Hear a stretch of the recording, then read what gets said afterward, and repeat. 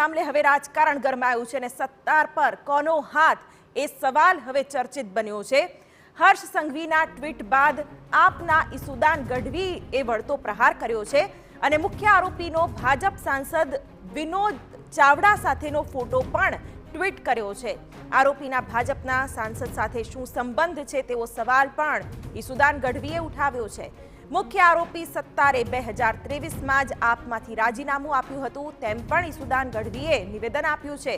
તો આ મામલે ભાજપના પ્રવક્તા યજ્ઞેશ દવેએ પણ પ્રત્યાક્ષેપ કર્યો છે।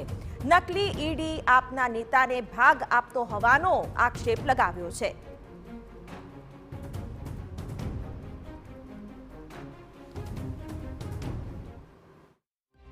તમે ટ્વીટ કરીને ભાગી ગયા।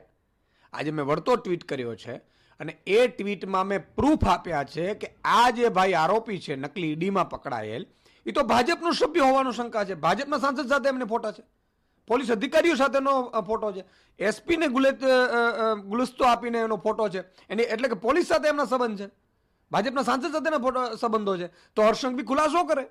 એમાં જ્યારે નકલી ઈડી બની અને આમ આદમી પાર્ટીનો મહામંત્રી પકડાતો હોય કચ્છનો, ત્યારે ઈસુદાનભાઈ લાજવારી જગ્યાએ ગાજી રહ્યા છે। એ વ્યક્તિ પોતે કબૂલાત કરે છે કે જે હું નકલી ઈડી બનીને પૈસા ખંખેરતો હતો એના 10% ભાગ હું આમ આદમી પાર્ટીના નેતાઓને આપતો હતો ગુજરાતના।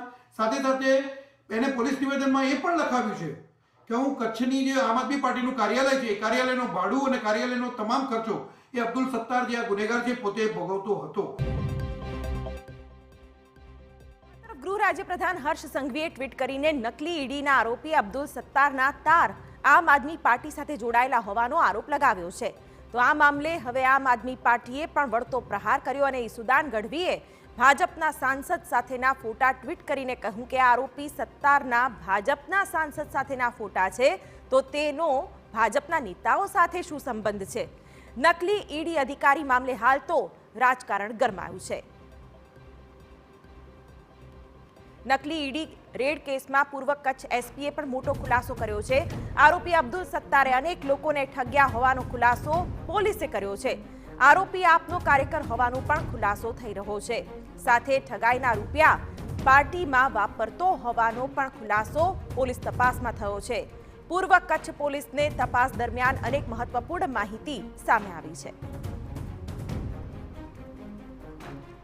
ત્યારે હવે પોલીસે જે તપાસ કરી એમાં પણ ખુલાસા મોટા થઈ રહ્યા છે અને સવાલ એ છે કે આ ઈડી અધિકારીએ કેટલાને છેતર્યા છે અને જે નાણાં છે તેનો કયા કયા કામમાં ઉપયોગ થયો છે। હાલ તો આપના કાર્યકર્તા તરીકે તેની ઓળખ છતી થઈ છે। ઈડી અધિકારીને લઈને પોલીસે પણ તપાસમાં અનેક ઘટસ્ફોટ કર્યા છે।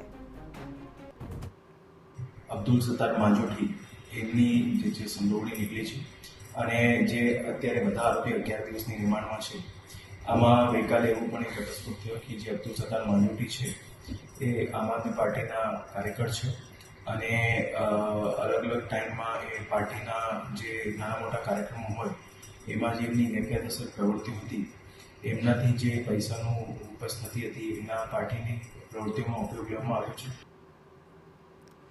તો નકલી ઈડી કેસના તમામ આરોપીઓ હાલ 11 દિવસના રિમાન્ડ પર છે। સત્તારે 2 માસ પહેલા ગોપાલ ઇટાલિયા સાથે બેઠક કરી હતી તેવું પણ પોલીસ તપાસમાં બહાર આવ્યું છે। અબ્દુલ સત્તાર સામે જામનગર અને ભુજમાં પણ ગુના દાખલ થયાનો ખુલાસો થયો છે। પૂર્વ કચ્છ પોલીસને તપાસ દરમિયાન અનેક મહત્વપૂર્ણ માહિતી પણ સામે આવી છે। સત્તારની મુખ્ય ભૂમિકા અને તેના એક સીસીટીવી પણ સામે આવ્યા છે। અબ્દુલના બેંક એકાઉન્ટની પણ તપાસ કરવામાં આવશે। અબ્દુલ સત્તાર માંજોઠી જે છે એમની જૂની ક્રિમિનલ હિસ્ટ્રી પણ છે, જેમાં જામનગર અને ભુજમાં એમના વિરુદ્ધમાં 302 અને 307 આઈપીસીની કલમો હેઠળ ગુના નોંધાયેલા છે અને થોડા મહિનાઓ પહેલા એમની ભુજ સર્કિટ હાઉસ ખાતે જે આમ આદમી પાર્ટીના આગેવાન છે ગોપાલ ઇટાલિયા અને મનોજ સોરઠિયા એમના સાથે મીટિંગ પણ થઈ હતી। સમાચાર સુરતથી।